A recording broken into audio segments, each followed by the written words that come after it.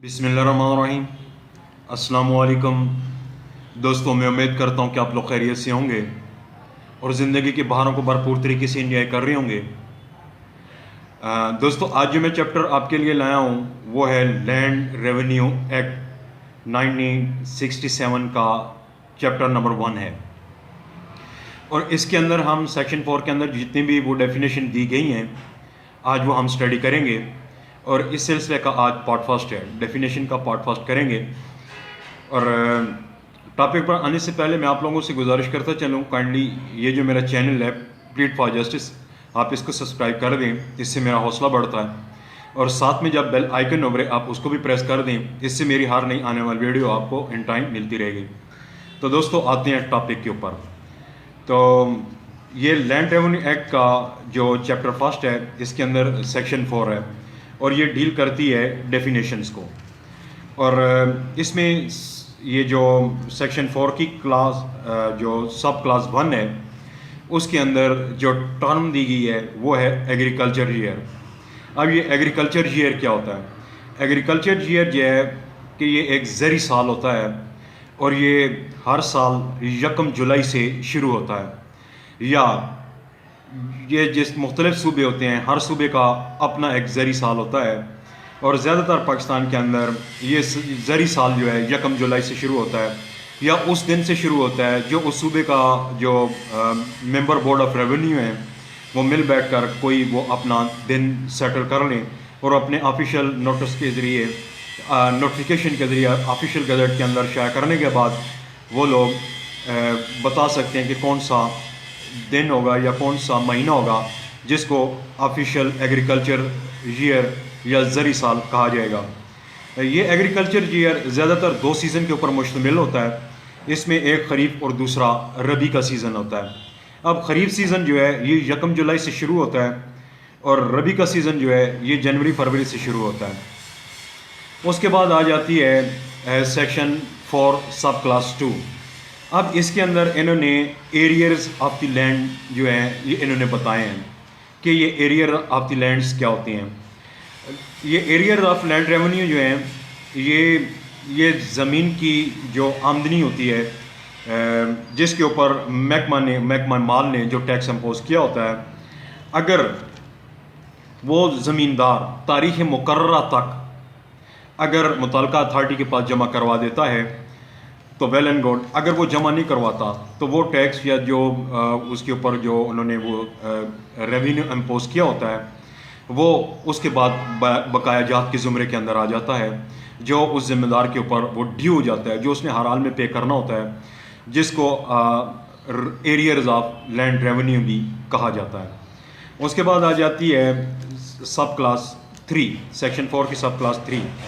इसमें है assessment circle. ये तीसरी टर्म जो है ये इस चैप्टर के ये इसमें लैंड रेवेन्यू एक्ट के अंदर जो इस्तेमाल की जाएगी बहुत ज़्यादा वो है असेसमेंट सर्कल। अब असेसमेंट सर्कल जो है उसका जो लैंड रेवेन्यू एक्ट के अंदर जो उसकी डेफिनेशन की गई है इसमें इन्होंने कहा है कि ज़मीन की मुख्तलिफ अक़साम होती हैं। कोई नहरी ज़मीन होती है, कोई बारानी होती है, कोई चाई होती है, कोई नल चाई होती है। इस तरह मुख्तलिफ किस्म की ज़मीनें होती हैं और हर किस्म की ज़मीन का जो ये महकमा मेंबर बोर्ड ऑफ रेवेन्यू है ये मिल बैठ कर हुकूमत की इजाज़त से उसका अलग अलग रेट जो है ये मुकर्रर करते हैं। और महकमा माल अपने ज़िले में जो एक ही किस्म की जो या एक ही नौइयत की जो लैंड होती है जिसकी एक ही किस्म होती है उसको फिर उसकी एक कैटेगरी बना देते हैं और फिर मुतल्लिका अथॉरिटी के लोग ज़मीन की किस्म को देख कर फिर वो ये अंदाज़ा लगा देते हैं या लगा सकते हैं कि ये फ़लाँ नौइयत की ज़मीन है और ये किस सर्कल के अंदर आएगी या ये किस कैटेगरी के अंदर आई है या आती है। तो उसके बाद उसके ऊपर टैक्स जो है वो इम्पोज किया जाता है। इसको कहते हैं असेसमेंट सर्कल। मतलब इसका ये है सॉरी कि जो ज़मीन की किस्म जो होती है, एक किस्म की जो मुख्तलिफ ज़मीनें हैं उनको एक कैटेगरी दे दी जाती है, इस कैटेगरी को कहते हैं सर्कल। और उसकी जो उसकी वो नौइयत देकर जो टैक्स इम्पोज किया जाता है उसको असेसमेंट कहते हैं। यानी कि असेसमेंट सर्कल जो एक ही नौइयत की ज़मीनें होती हैं उनका फिर गवर्नमेंट जो है एक टैक्स मुकर्रर कर देती है जो वसूल किया जाता है फिर ज़मींदारों से। उसके बाद आ जाती है सेक्शन 4 सब क्लास 4। अब इसके अंदर उन्होंने बताया कि बोर्ड ऑफ रेवेन्यू, कि ये बोर्ड ऑफ रेवेन्यू क्या होता है। अब ये हर सूबाई हुकूमत जो है अपने सूबे के अंदर इस एक्ट हाजा के तहत चंद अफराद पर मुश्तमिल एक बोर्ड जो है वो तश्कील देती है, जिसको बोर्ड ऑफ रेवेन्यू कहा जाता है, और इसके अंदर वो मुख्तलिफ लोगों को अपॉइंट करती है जिस कदर वो अपने सूबे के लिए ज़रूरत महसूस करती है। और बोर्ड का जो बुनियादी मकसद ये होता है कि ज़मीन के मामलात को कंट्रोल करना, ये बोर्ड की रिस्पॉन्सिबिलिटी है। और ये जो ज़री टैक्स होता है या ज़मीन के ऊपर जो मालिया होता है या रेवेन्यू होता है, उसको कलेक्ट करना इन board of member board of जो या बोर्ड ऑफ रेवेन्यू, उसकी वो दूसरी वो होती है, पावर्स होती हैं, अख्तियार होता है और उसकी ज़िम्मेदारी होती है।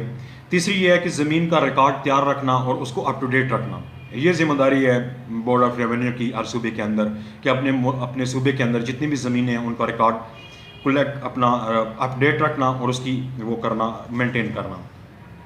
इसके अलावा ये बोर्ड ऑफ रेवेन्यू होता है, इसके पास कोई जुडिशल अख्तियार भी होती हैं, अपील का अख्तियार होता है, रिवीजन का अख्तियार होता है, और डिग्री इशू करने का, मुकदमा खारिज करने का, ये उसके पास अख्तियार होते हैं।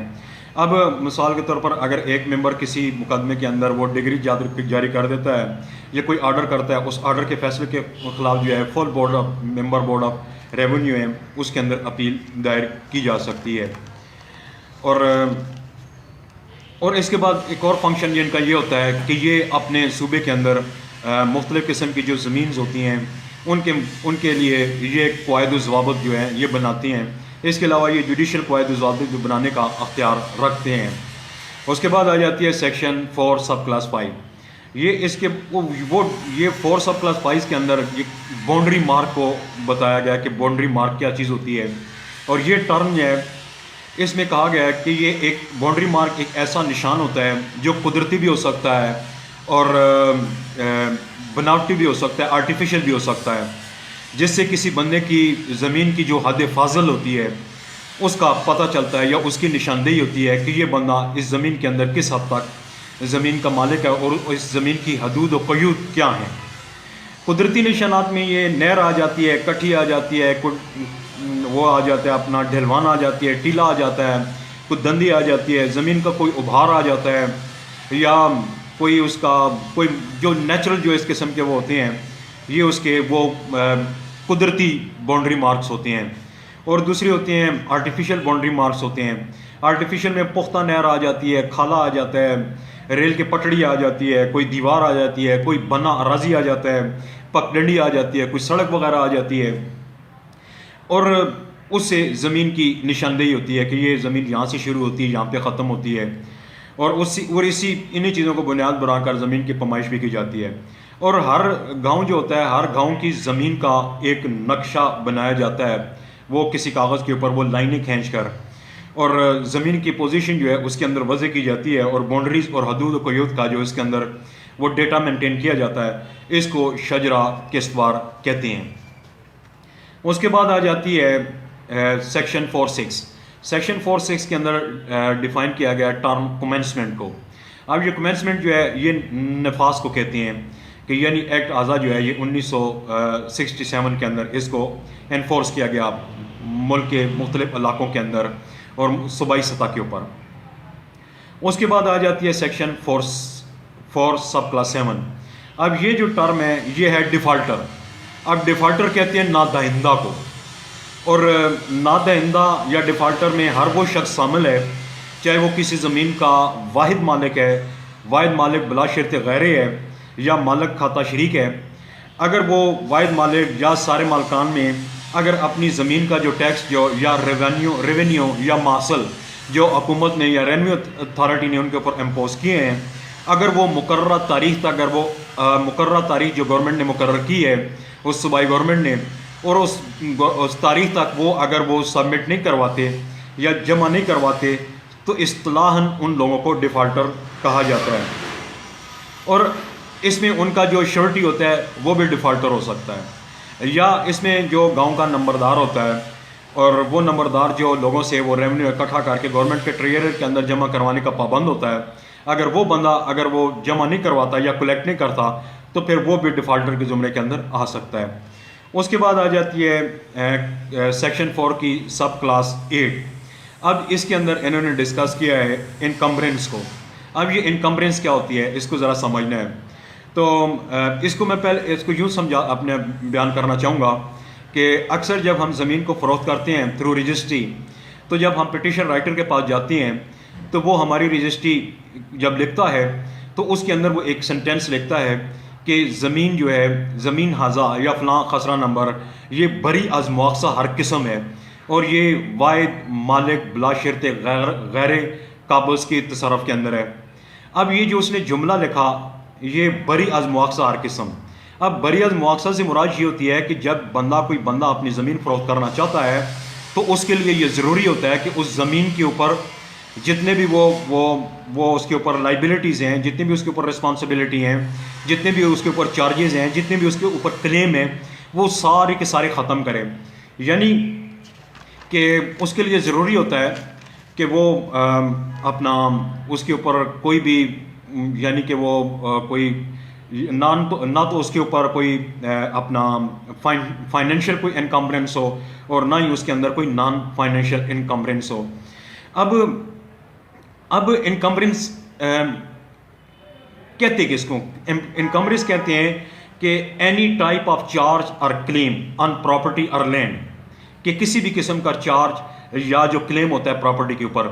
यानी कि जब आप ज़मीन बेच रहे हैं तो बरियत मुआवजा, यानी उसके ऊपर, यानी कि वो किसी बैंक के पास प्लाज नहीं होनी चाहिए, वो किसी के पास मॉर्टगेज नहीं होनी चाहिए, मॉर्टगेज नहीं होनी चाहिए, वो किसी के पास लीज के ऊपर नहीं होनी चाहिए, वो किसी बैंक के अंदर डिफ़ॉल्ट के लिए वो प्लाज ना की हुई हो, उसके ऊपर प्लाज ना हो, यानी उसके अंदर ये फाइनेंशियल, यानी कि उसको रख कर कहीं गिरवी न रखा गया हो, यानी कि इस तरह का कोई भी उसके ऊपर मुआवजा ना हो। इसको अच्छा, इस तरह की जो रुकावटें होती हैं, इन रुकावटों को कहते हैं इनकम्बरेंस। अब कोई फाइनेंशियल इनकम्बरेंस के अंदर ये जो बैंक लोन आ गया, मॉर्टगेज आ गया, डिफ़ॉल्टर आ गया, लीज आ गया, टैक्स आ गया, कोई टैक्स के अंदर वो डिफ़ॉल्ट कर रही है ज़मीन, या ज़री टैक्स के अंदर, या प्रॉपर्टी टैक्स के अंदर, या उसके अंदर बिजली का बिल नहीं दिया गया, या गैस का बिल नहीं दिया गया, तो ये जो फाइनेंशियल इनकम्बरेंस यानी कि रुकावटें हैं, इनकम्बरेंस कहते हैं रुकावट को, यानी कि ये रुकावट नहीं होनी चाहिए। और दूसरी होती है नॉन फाइनेंशियल। नॉन फाइनेंशियल के अंदर ये है कि ये जो प्रॉपर्टी है ये किसी बैंक के अंदर, किसी अदालत के अंदर, किसी केस के अंदर पेंडिंग है, किसी वसीयत के अंदर दे दी गई है, कोई हिब्बा है या कोई ग्रांट है या तकसीम अराजी का झगड़ा इसके ऊपर चल रहा है, तो ये जैसे वो नहीं कहता, वो रजिस्ट्री के अंदर लिखता है कि बरियत मुआवज़ा हर किस्म, यानी कि इसके ऊपर कोई लाइबिलिटी नहीं है, कोई टैक्स नहीं है, कोई इसके ऊपर मॉर्टगेज नहीं है, यानी किसी के पास ये बैंक के पास गिरवी नहीं है, प्लाज नहीं है, या किसी के पास रेंट नहीं रखी हुई, या किसी को लीज नहीं दी गई, या किसी के पास रेंट के ऊपर नहीं है, या इसके ऊपर कोई फाइनेंशियल इसके ऊपर कोई रुकावट नहीं है, यानी बरियत मुआवज़ा हर किस्म। अब ये जितनी भी रुकावटें हैं, इन रुकावटों को कहते हैं इनकम्बरेंस। एक ये दो किस्म की होती है, फाइनेंशियल भी होती है और नॉन फाइनेंशियल। फाइनेंशियल में ये आ जाती हैं, ये कर्जा उसके ऊपर कोई नहीं है, यानी कि उसके ऊपर कोई वो रकम नहीं है। दूसरा नॉन फाइनेंशियल में आ जाता है, यानी कि दो बंदों के दरमियान झगड़े के अंदर वो मुलव्वस नहीं है, या किसी ज़मानत के अंदर वो किसी वो अदालत ने प्लाज नहीं की, अपना वो क्रोक नहीं की हुई, या उसको फोरफीस नहीं किया गया, या वो तकसीम के अराजी के अंदर पेंडिंग नहीं है, या उसके ऊपर कोई स्टे ऑर्डर नहीं है, ये नॉन फाइनेंशियल के अंदर आ जाती हैं। यानी कि इनकम्बरेंस से मुराद ये है रुकावट, रुकावट से मुराद ये है कि इसके ऊपर ये मुआवजे हैं, इन मुआवज़ों को क्लियर करना है, यानी कि वो जितने भी उसके ऊपर वो मुआवजे होते हैं या चीज़ें होती हैं उनको क्लियर करके फिर भेजा जाता है। अगर क्लियर नहीं किया जाएगा तो फिर कहा जाएगा कि ये ज़मीन के ऊपर मुख्तलिफ़ किस्म की इनकम्बरेंसेस हैं, यानी कि रुकावटें हैं। उसके बाद आ जाती है सेक्शन 49। 49 कहती है, डील करती है एस्टेट को। एस्टेट कहते हैं, एस्टेट से मुराद ऐसा रकबा जिसके लिए एक अलग से रिकॉर्ड ऑफ राइट जो है वो बनाया गया हो एक, या जिसको अलग से लैंड रेवेन्यू के लिए जिसको शुमार किया जाता हो, या जिसको बोर्ड ऑफ रेवेन्यू ने अपने किसी आम या ख़ास या स्पेशल ऑर्डर या जनरल ऑर्डर को, जिसको ऑफिशियल नोटिफिकेशन के ज़रिए किसी रकबे को उन्होंने एस्टेट डिक्लेयर किया हो, वो एस्टेट होती है। तो इसमें एस्टेट की अदरवाइज डेफिनेशन कुछ और है जो डिक्शनरी के अंदर है, लेकिन यहाँ जो इसका मतलब लिया जाएगा, स्टेट से मुराद वो रकबा जो किसी जुमाबंदी के अंदर है, रिकॉर्ड ऑफ राइट्स के अंदर है, या जिसको अलग से नंबर महकमा माल ने, लैंड रेवेन्यू ने उसको अता किया है, या उसके ऊपर लैंड रेवेन्यू का कोई एक्ट फॉलो होता है, या उससे वो उन्होंने मासल वसूल करने हैं, या जिसको ऐसा रकबा जिसको बोर्ड ऑफ रेवेन्यू ने अपने किसी ऑफिशियल हुक्म के ज़रिए, ऑर्डर के ज़रिए उसको डिक्लेयर किया हो कि this property will be a state. अब इसके अंदर एक और चीज़ है, एक होती है दाखिली, एक होती है खारजी, यानी कि चक दाखिली या चक खारजी या मौजा खारजी या मौजा दाखिली। अब इस तरह होता है जी कि एक गांव जो होता है उसके अंदर उसकी जो बाउंड्रीज़ होती हैं, उस बाउंड्रीज़ के अंदर जो लोग रहते हैं उनकी ज़मीनी होती हैं वो एक पटवारी के पास होती हैं। और बाद औक़ात इस तरह होता है जी कि उस गांव की ज़मीन जो है किसी दूसरे गांव के अंदर भी उन्होंने वाक़ई होती है। अब ये जो है, ये जो गांव है और इस गांव की ज़मीन जो बाहर है, गांव से बाहर हैं, किसी दूसरे गांव की हदूद के अंदर हैं, वो इस गांव के लिए खारजी हैं और उस गांव के लिए वो दाखिली हैं। यानी इस गांव के अंदर किसी दूसरे गांव की ज़मीनें आएंगी फिर वो दाखिली कहलाएंगी, और इस गांव की ज़मीनें जब किसी दूसरे गांव के अंदर चली जाएंगी वो इस गांव की खारजी कहलाएंगी और उसके लिए वो दाखिली होंगी। ये उसके बाद आ जाती है सेक्शन 4 सब क्लास 10। अब सेक्शन 4 सब क्लास 10 डील करती है, यह टर्म डील करती है होल्डिंग को। अब होल्डिंग क्या है? अब ज़री ज़मीन की जो मलकियत है उसको होल्डिंग कहते हैं, या जो खाता होता है उसको होल्डिंग कहते हैं, या उस ज़मीन के अंदर किसी बंदे का जो शेयर होता है या हिस्सा होता है या उसकी जो उसमें वो पोर्शन ऑफ एंटाइटलमेंट होता है उसको होल्डिंग कहते हैं। अब होल्डिंग के जो उर्दू में या हमारी लोकल लैंग्वेज के अंदर जो लफ्ज़ इस्तेमाल होते हैं, एक होता है खाता खेवेट, और ये बराबर हैं, तकरीबन 19-20 के फ़र्क के साथ ये बराबर हैं लफ्ज़ होल्डिंग के साथ, यानी कि ये एक चीज़ के मुख्तलिफ नाम हैं, होल्डिंग, खेवेट, खाता। अब ये खाता, खेवेट और खेतूनी के अंदर फ़र्क क्या है? खाता और खेवेट जो होता है ये मालिक के लिए होता है। आपने अगर ये देखा हो, फ़र्ज मबंदी देखा हो, तो उसके अंदर एक होता है खाना मलकियत और एक होता है खाना काश्त। अब खाना काश्त के अंदर जिन मालकान का वो पटवारी जिक्र करता है या जिनको वो मालिक बनाता है उनका फिर खाता नंबर होता है, या फिर उनका खेवेट नंबर होता है, या वो उनका होल्डिंग नंबर होता है। या और जब खाना काश्त के अंदर जब कोई ज़मीन का मालिक अपनी ज़मीन किसी मुजारे को देता है काश्त के लिए, तो उसका नाम फिर खाना काश्त के अंदर लिखा जाता है, फिर उसको खितूनी नंबर दिया जाता है। और होल्डिंग जो है किसी फ़र्द की अराजी, फ़र्द वाहिद की अराजी भी हो सकती है और मुश्तरका अराजी भी होल्डिंग के अंदर आ सकती है।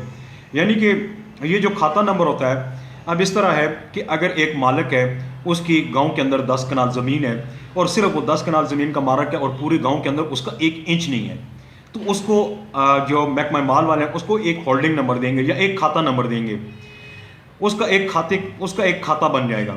अब उसकी मिसाल के तौर पर उसके मुख्तलिफ टुकड़ों के अंदर 10 मुख्तलिफ जायदादें हैं, मकान उसका अलग है, 5 कनाल का एक खसरा नंबर है, 4 कनाल का दूसरा खसरा नंबर है, 50 कनाल का तीसरा खसरा नंबर है, 70 कनाल का 5वां खसरा नंबर है। अब ये जो बंदा है, ये जो मालिक है, अगर ये एक वाहिद मालिक है तो फिर इसके खाते के अंदर वो जितने भी खसरे नंबर आएंगे वो सारे के सारे को इकट्ठा करके इसका एक खाता बना देंगे, और ये एक बंदा होगा उस पूरे गांव के अंदर, उसका एक खाता होगा। जब इसका खाता खोला जाएगा तो इसकी जितनी भी प्रॉपर्टी होगी उस खाते के अंदर दर्ज होगी। उसके बाद आ जाती है सेक्शन 4 सब क्लास 10। अब सेक्शन 4 सब क्लास 10 कहती है इरिगेटेड लैंड। अब इरिगेटेड लैंड की इन्होंने इसके अंदर डेफिनेशन की है कि इरिगेटेड लैंड क्या होती है। इरिगेटेड लैंड वो ज़मीन होती है जो किसी नहर से, किसी ट्यूबवेल से, किसी कुएं से, किसी चश्मे से, किसी तालाब से या किसी आर्टिफिशियल तरीके से जिसको सैराब किया जाता हो या जिसकी एरीगेशन की जाती हो, उसको कहते हैं इरिगेटेड लैंड। उसके बाद आ जाती है सेक्शन 4 सब क्लास 11। अब सेक्शन 4 सब क्लास 11 के अंदर इन्होंने कानून गो, ये कानून गो को इन्होंने डिफ़ाइन किया है। ये टर्म कानून गो क्या होती है? ये कानून गो एक फ़र्द होता है, जैसे पटवारी होता है, जैसे तहसीलदार होता है, इसी तरह एक शख्स होता है जिसकी रिस्पॉन्सिबिलिटी महकमा माल के अंदर होती हैं, और उसको कहते हैं कानून गो। ये एक पोस्ट है, और एक पोस्ट जो क्रिएट की गई है, या ये इसके अंदर पटवारी और तहसीलदार के दरमियान होती है, एक पोस्ट होती है जिसको कहते हैं कानून गो, और इसके ऊपर जो बंदा काम करता है वो रिस्पॉन्सिबल, वो कानून गो उस बंदे को कहते हैं, जो उस पोस्ट के ऊपर काम कर रहा होता है। और ये इसको बल्फाज दीगर अपने लोकल उस सेंस के अंदर मैं आपको बताना चाहता हूँ कि ये पटवारियों का सुपरवाइज़र होता है, और इसके नीचे कम अज़ कम 10 पटवारी जो होते हैं वो इसके मातहत काम करते हैं, और ये उनका सुपरवाइज़र होता है। और इसका काम ये होता है कि ये ज़मीन की पैमाइश करता है, ज़मीन की निशानदेही करता है, कागजात माल जो पटवारी जो तैयार करता है उनकी पड़ताल करता है, अच्छा, और उसके पास एक जैसे पटवारी के पास कागज़ होते हैं, इसी तरह कानून गो के पास भी उन तमाम कागजात की एक डुप्लिकेट भी होती है। और इसको गांव का विलेज ऑफिसर भी कहते हैं, या इसको दीगर लोकल लैंग्वेज में इसको लखपाल भी कहते हैं, कर्मचारी भी कहते हैं, टेपदार भी कहते हैं, कानून गो भी कहते हैं, विलेज ऑफिसर को कहते हैं। अब ये और उसके बाद आ जाती है सेक्शन 4 सब क्लास 12। अब इसके अंदर इन्होंने लैंडलॉर्ड को डिफाइन किया है कि लैंडलॉर्ड कौन होगा। अब इन्होंने जो इसके अंदर डेफिनेशन की है लैंड रेवेन्यू एक्ट 1967 के अंदर, कि लैंडलॉर्ड वो शख्स होता है यानी कि ज़मीन का वो मालिक होता है कि जिसकी ज़मीन को कोई मज़ारा या टेनेंट जो है वो काश्त करता है, वो शख्स लैंडलॉर्ड होता है। या वो शख्स लैंडलॉर्ड होता है जो ज़मीन को किराए के ऊपर देता है, या वो शख्स लैंडलॉर्ड होता है जो ज़मीन को लीज़ के ऊपर देता है। यानी कि जो किसी मज़ारे को देता है, किराए के ऊपर देता है या लीज़ के ऊपर देता है, जो शख्स देता है वो लैंडलॉर्ड के ज़ुमरे के अंदर आता है। उसके बाद आ जाती है सेक्शन 4 सब क्लास 13। इसके अंदर इन्होंने लैंड ओनर को डिफाइन किया है। लैंड ओनर जो है उसकी एक्चुअल डेफिनेशन डिक्शनरी के अंदर कुछ और है, लेकिन इस लैंड रेवेन्यू के अंदर इसकी डेफिनेशन कुछ और है। और जो लैंड रेवेन्यू के अंदर डेफिनेशन है वो यूँ है कि दफ़ा आज़ा में लैंड ओनर जो है से मुराद ज़मीन का वो मालिक नहीं होता जो असल में हकीकत में जो मालिक होता है, बल्कि ज़मीन का जो काबज़ होता है, जो हुकूमत को ज़मीन का टैक्स देता है, उसको लैंड रेवेन्यू वाले ज़मीन का ओनर कहते हैं। उसके बाद आ जाती है सेक्शन 4 सब क्लास 14। इसमें लैंड रेवेन्यू को इन्होंने डिफाइन किया है। अब इन्होंने लैंड रेवेन्यू को कहा है कि ये रेंट की वो किस्म होती है जो हुकूमत ज़मीन के मालिक या काबज़ से सालाना बुनियादों पर वसूल करती है, या ज़री ज़मीन की आमदनी के अंदर सूबाई हुकूमत का जो हिस्सा मुकर्रर होता है, जब सूबाई हुकूमत अपना वो हिस्सा उस ज़मींदार से कानूनी तौर पर वसूल करती है तो उसको कहा जाता है कि लैंड रेवेन्यू, कि उसने अपना लैंड रेवेन्यू उस ज़मींदार से वसूल किया। और लैंड रेवेन्यू के अंदर वो तमाम चीज़ें, वो टैक्सेस शामिल हैं जो लैंड रेवेन्यू एक्ट के अंदर आती हैं। उसके बाद आ जाती है सेक्शन 4 सब क्लास 15। अब इसके अंदर इन्होंने डिफ़ाइन किया है एक टर्म को, वो है लीगल प्रैक्टिशनर्स। अब लीगल प्रैक्टिशनर के अंदर वकील आ जाते हैं, एडवोकेट आ जाते हैं, प्लीडर आ जाता है, अटॉर्नी आ जाता है, हाई कोर्ट का वकील, सुप्रीम कोर्ट का वकील, या मुख्तियार, या फिर रेवेन्यू एजेंट इसके अंदर शामिल हैं। तो दोस्तों, मैं समझता हूँ मेरा आज का टॉपिक आपको क्लियर हो गया होगा। अगर आपको क्लियर हो गया है तो आप दोस्तों के साथ शेयर करें और मेरे चैनल को सब्सक्राइब करें। और अगर आपका कोई क्वेश्चन है, कोई क्वेरी है, आप मुझे कमेंट्स भी कर सकते हैं। और इस चैप्टर 1 के पार्ट 2 के आने तक मैं आप लोगों से इजाज़त चाहूँगा। अल्लाह हाफिज़, विश यू गुड लक।